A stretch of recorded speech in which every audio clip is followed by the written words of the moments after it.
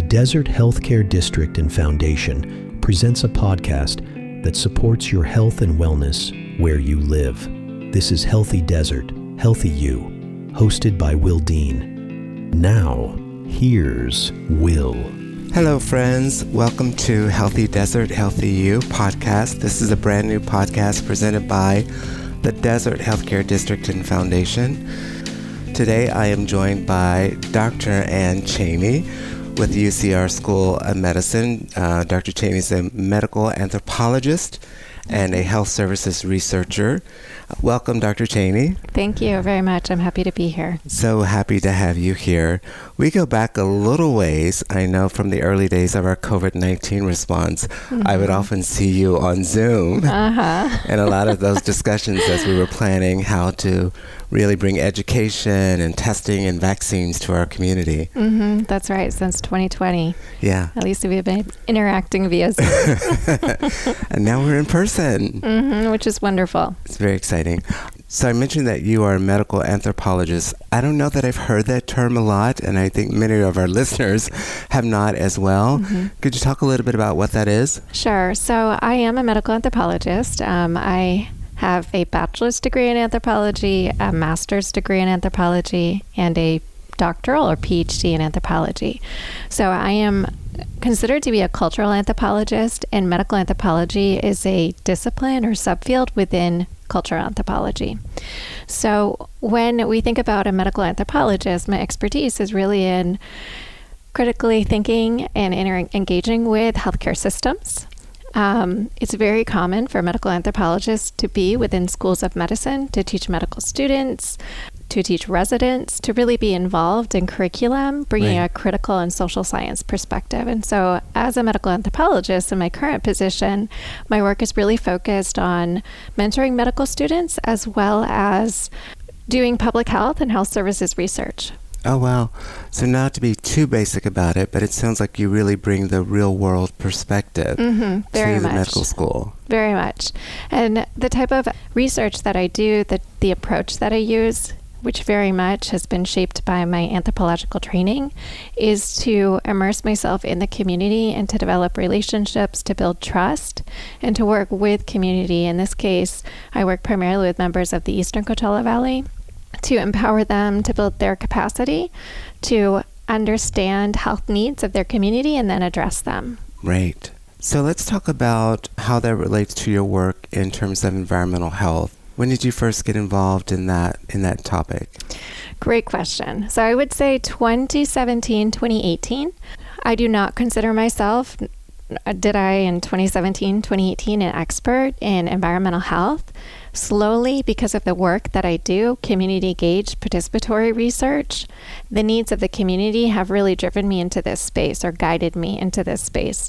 So the original work that we did was a needs assessment, a health needs assessment, and we did that in collaboration with communities in the Eastern Coachella Valley. And one of the main topics that came up was childhood asthma and other related conditions like nosebleeds as well as allergies. And so we started there from what we heard from community as a priority and began to develop research around that topic of childhood asthma. And because you were beginning to see large amounts of children affected by the air quality in terms of asthma. Right. So, well, our work, my team's work, we refer to ourselves as Unidas por Salud because we are a community academic partnership. It's myself as the academic investigator and then Maria Conchita Posar as the community investigator. And Conchita oversees our team of promotoras who are community health workers, they're leaders in their community. What we began noticing is that there was a real concern among caregivers of these complications that their children had. And it wasn't just that they, maybe had asthma. They were confused because their child may not have had a diagnosis of asthma, but the healthcare provider prescribed them albuterol, so a medication for asthma. And so we started investigating that to try to understand really what was going on. And it was a lot of questions around healthcare services use, healthcare access. And a lot of what we've learned over the years is that it's an immigrant population and many are utilizing emergency care services because it's available when they are available. Right. And in an emergency care setting, you typically do not get a diagnosis for childhood asthma, you would need to go to your primary care, to the pediatrician. So we started to investigate those types of topics. What we do know from the epidemiological literature that has primarily been done in Imperial Valley with children within school systems in the Imperial Valley is that the rates of asthma are upward of 22%, which is double the state and national average of childhood asthma. Double. Wow. What you were saying about the emergency room situation is that they tend to treat whatever is ailing you at the moment. Mm-hmm. That is not a diagnosis. Exactly. Okay. Yes. So what we have found, if families are able to, meaning they're able to they're able to bring their child across the U.S.-Mexico border, their preference, at least in the Eastern Coachella Valley, again, it's an immigrant community. The majority of individuals speak Spanish as their primary language. They cross the border into Mexicali to access healthcare services because they're able to get a diagnosis that they understand, and then a treatment plan. Okay. And we noticed that this is the preferred approach to being able to address their children's healthcare needs. Wow. So that was the beginning for you. Mm-hmm. How has that translated into other work around environmental health in the Valley? Yeah, so one of our most recent projects was funded by PCORI, which is Patient-Centered Outcomes Research Institute. And we had funding for 2 years to build the capacity of different groups, caregivers, community health workers, physicians, medical students, to partner in research and to work with us to identify essentially what steps we should take to begin to address childhood asthma. Right. And I thought we would go in the direction of, well, let's train our physicians on how to better communicate around, the ER may not be the best place to be able to get a diagnosis and a treatment plan for your child. I thought our research would go in that direction. Right. But it actually went in the direction of community wanting to understand what is actually in the lungs of children. What's the organic matter? What is it that's entering from the environment into their body and getting into their lungs and causing these problems? Oh, wow. So our team is moving in that direction. We're partnering with biomedical scientists as well as we work with an atmospheric physicist who really takes a look at the particulate matter within the environment. And then the biomedical scientist, she takes a look at what is in the lungs, what's the organic matter. So our team is moving in that direction to identify what is it in the environment that is creating inflammation and causing problems within children. And is that because the residents wanted the more scientific answer? Exactly. That's fascinating. It is fascinating. And I was a bit surprised, but I'm really excited that the community has directed us here. It's very interdisciplinary work, and it's work that really needs to be done. What the community had shared with us is, sure, we could focus on the signs, the symptoms, the healthcare services use, but that's essentially just looking at the problem rather than the root cause. And they asked us to take a look at the root cause, which they know that the root cause is in the environment. It's where they're living. It's the air they're breathing. Focusing on the root cause, that is not to say that doctors still do not need to improve in communication. Correct. Around what's going on with children and the air quality and asthma. Exactly. One of the things that we've heard frequently from caregivers, because we work primarily with caregivers of children who have asthma or co-presenting conditions, and we will hear caregivers say to us, well, the doctor said, really, if I want to help my child, I need to move. I need to move to a different location. Move. And when you think about the residents of the Eastern Coachella Valley, again, it's an immigrant population, primarily Latinx Spanish speakers. There's a very large Prepacha community, which is an indigenous group from Michoacan. They're working in the fields. Right. And many of them are living in poverty and don't have the ability, the resources, the support to be able to move to another area. Right. And then it's very costly to live in California. Many are living right next to the Salton Sea because of the low cost of living. It's more affordable. Right, and the Salton Sea presents all kinds of challenges in terms of air quality. Exactly. So, we know that the Salton Sea and what it happened in terms of water politics and decision making around water to the sea has really affected the playa, the exposure of the playa. And because of climate change, we're seeing that that's much more rapid than I think we originally anticipated.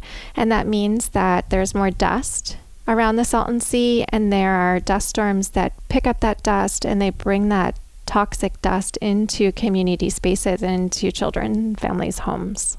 So that brings me to a question I have for you, just in terms of what you consider to be the biggest deterrents to people being aware of what's going on in terms of air quality and other environmental health issues, and actually doing something about it in our community. Mm-hmm. So I think that increasingly people are more aware that that's good. They are exposed to poor air quality. And I would say that those who are living and working in environments located in very close proximity to the Salton Sea are at a heightened awareness.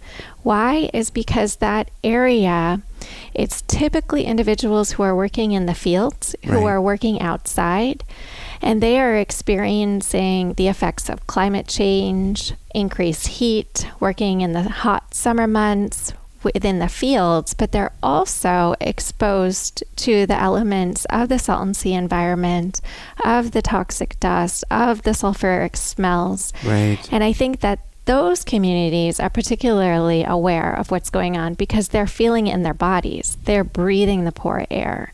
They're experiencing heat, the stress of heat.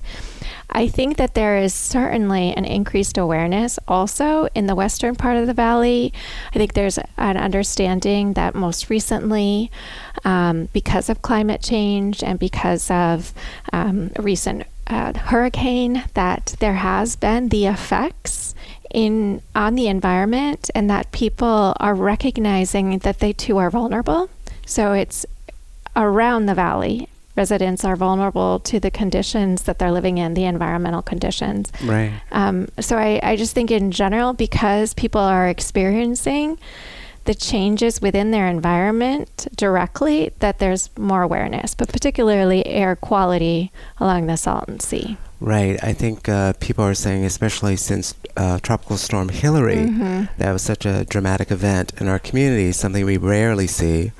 And that really raised the awareness in terms of air quality and what was in our earth and our dirt and our dust that was stirred up by that. Exactly. Yeah.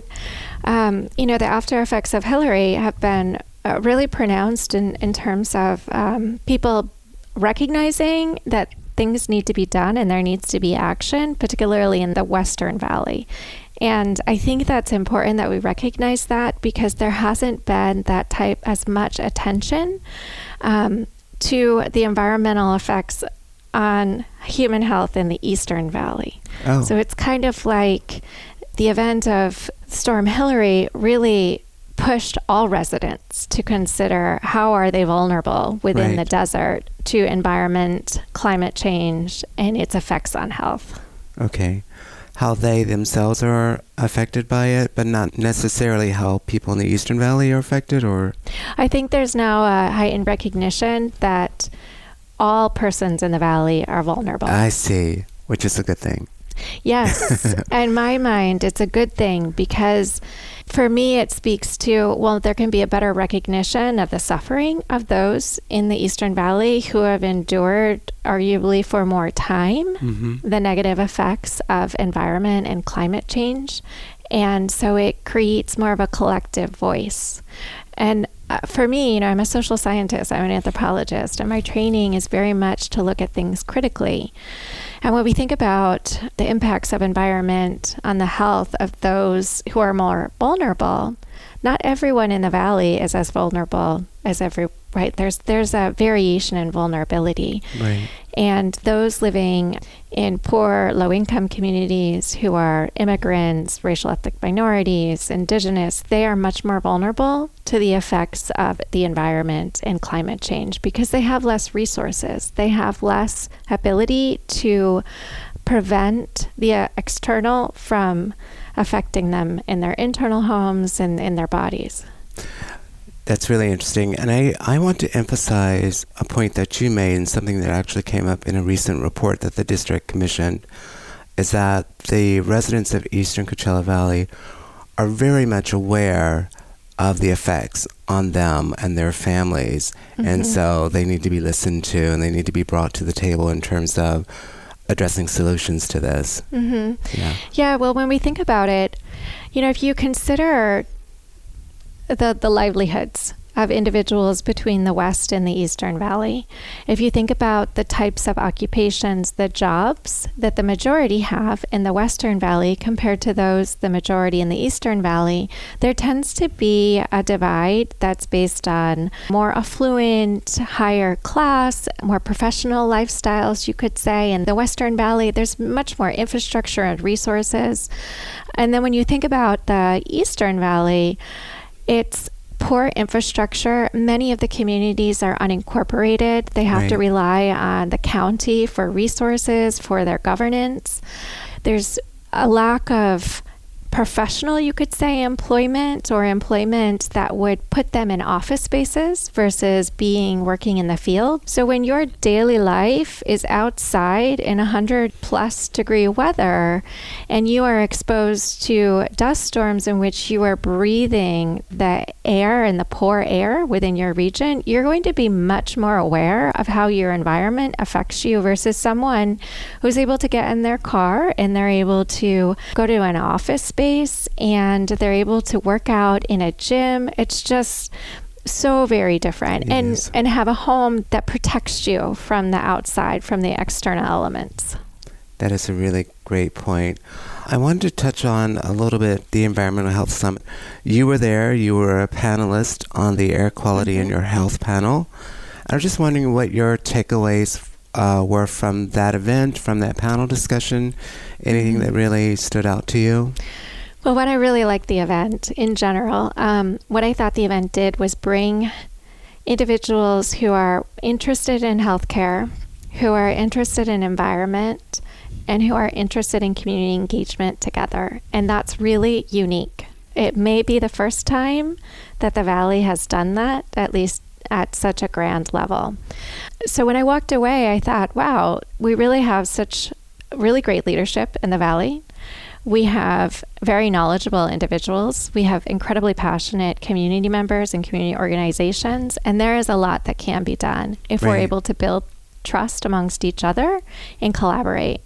If we have a shared vision, which I imagine that vision is to improve health for all and to mitigate the effects of climate and environment on our health. Absolutely. Collaboration. Mm-hmm. That is the key. When we started talking about and planning that inaugural summit, a point that was made over and over again is we need to eliminate silos and bring as many of the stakeholders and residents together. Absolutely. And you did that well. And I would have to say what I so appreciate from that conference was the ability for people to converse with each other in different languages. There was an excellent interpretation service. And that might seem very minute, but it is so important to be able to break down the barriers between community. And when I'm talking about community, when we think about individuals who are primarily Spanish speaking, it's usually also associated with being an immigrant and being of lower class status or lower financial resources. And so that ability to be able to get across that barrier, to be able to speak within an environment in which they have leaders of healthcare systems, listening to them is incredibly important and valuable. So we are going to be having our second Environmental Health Summit in September 2025 this year. What would you like to see happen that maybe didn't happen at the first one? That's so great. Or that's a great question. Well, I think I'd like to see a little bit more networking. Okay. And maybe a little bit longer. It was kind of short. I think it was a day and a half. It would be nice if there could be maybe more representation from youth, not only on the second day, but throughout the conference, because youth are so important. When we think about the health of our planet, when we think about really needing to make changes happen in action, it's the youth who are going to push us to do that. They need to be front and center in what we're doing. I think you'll be very happy to know that we are very much aware of that and working on that, because the youth, they are inheriting the planet. Exactly. So we want to make sure that they are involved in solving all these issues. Yeah, right. Exactly. I want to thank you so much for being a part of this podcast. I've really enjoyed our discussion, and I hope that you'll come back and we'll have future discussions about environmental health or health in general. Healthy Desert, Healthy You is going to address all health matters in the Coachella Valley, so I'd like to have you back. Thank you. I really appreciated your invitation, and I'm happy to come back. All right, thank you. For everyone listening, if you'd like to subscribe to this podcast, you can find us on all of the platforms where you enjoy your podcasts. Thank you again, and see you soon. Thank you for joining us on this episode of Healthy Desert, Healthy You. This podcast is a production of the Desert Healthcare District and Foundation in Palm Springs, California. For more information, please visit the website dhcd.org. Our annual conference site is healthydesert.healthyu.org. This podcast is available at most major podcast portals, including Amazon Music, Apple Podcasts, Audible, Captivate.fm, Spotify, and YouTube Music.